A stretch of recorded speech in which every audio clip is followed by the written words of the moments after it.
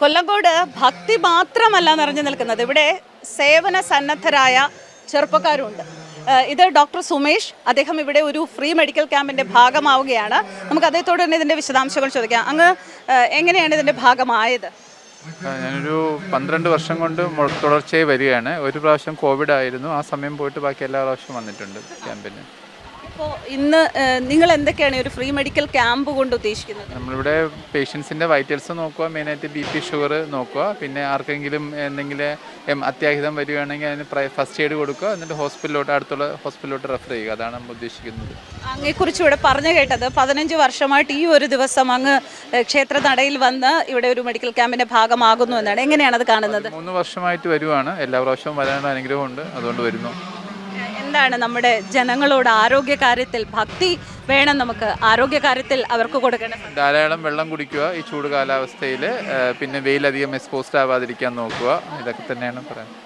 അപ്പോൾ എന്തായാലും ഞാൻ പറഞ്ഞു, ഒരു കൂട്ടം ചെറുപ്പക്കാർ ഇവിടെ ഇതിൻ്റെ ഭാഗമാകുന്നുണ്ട്. ഭക്തിയുടെ ഭാഗം മാത്രമല്ല, സേവന സന്നദ്ധരായിട്ടുണ്ട്.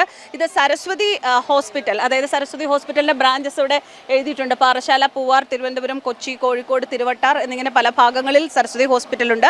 അവരുടെ ഭാഗമായിട്ടാണ്, അവരാണ് ഇതിവിടെ നടത്തുന്നത്. ഇതിൻ്റെ PRO എൻ്റെ കൂടെയുണ്ട്, നമുക്ക് അദ്ദേഹത്തോട് സംസാരിക്കാം. പേര്? എൻ്റെ ഒരു പ്രതാപ് എന്നാണ് എൻ്റെ പേര്. ഞങ്ങൾ ഈ കൊല്ലങ്കോട് തൂക്കം മീൻസ് എൻ്റെ അറിവ് വെച്ച കാലം മുതൽ ഞാൻ കാണുന്നുണ്ട്. സരസ്വതി ഹോസ്പിറ്റലിൻ്റെ ഒരു ക്യാമ്പ് ഇവിടെ കാണുന്നുണ്ട്. ഞാനിവിടെ ജോയിൻ ചെയ്തതിന് ശേഷം ഞാൻ കണ്ടിന്യൂസ് ആയിട്ട് എല്ലാ വർഷവും വരുന്നുണ്ട്. ഡോക്ടർ അജയ്കുമാറിൻ്റെ നേതൃത്വത്തിലാണ് സരസ്വതി ഹോസ്പിറ്റലിൻ്റെ ഒരു ക്യാമ്പ് എല്ലാ വർഷവും സംഘടിപ്പിക്കുന്നത്. 8 ദിവസം നമ്മളെ ഇവരുടെ മെഡിക്കൽ ചെക്കപ്പിൻ്റെ അന്ന് മുതൽ തൂക്കത്തിൻ്റെ അന്ന് വരെയ്ക്ക് 8 ദിവസം കണ്ടിന്യൂസ് ആയിട്ട് എല്ലാ ദിവസവും ഞങ്ങളുടെ ഹോസ്പിറ്റലിൻ്റെ സേവനം ഇവിടെ ഉണ്ടായിരിക്കുന്നതാണ്. തൂക്ക ദിവസം രാവിലെ തൂക്കം തുടങ്ങുന്നതിന് മുമ്പേ തന്നെ സ്റ്റാർട്ട് ചെയ്യും, തൂക്കം തീരുന്നവരേക്കും ഉണ്ടാവും.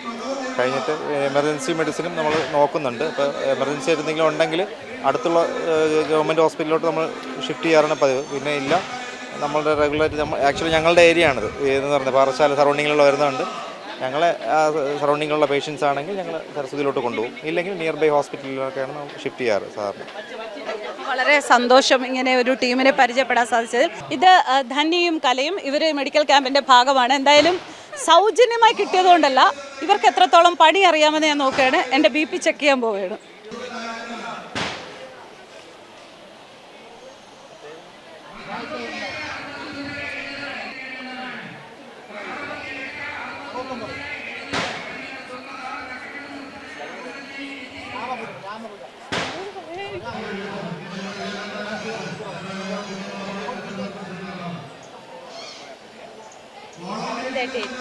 ഓക്കെ അല്ലേ? നോർമൽ BP ആണ് കേട്ടോ.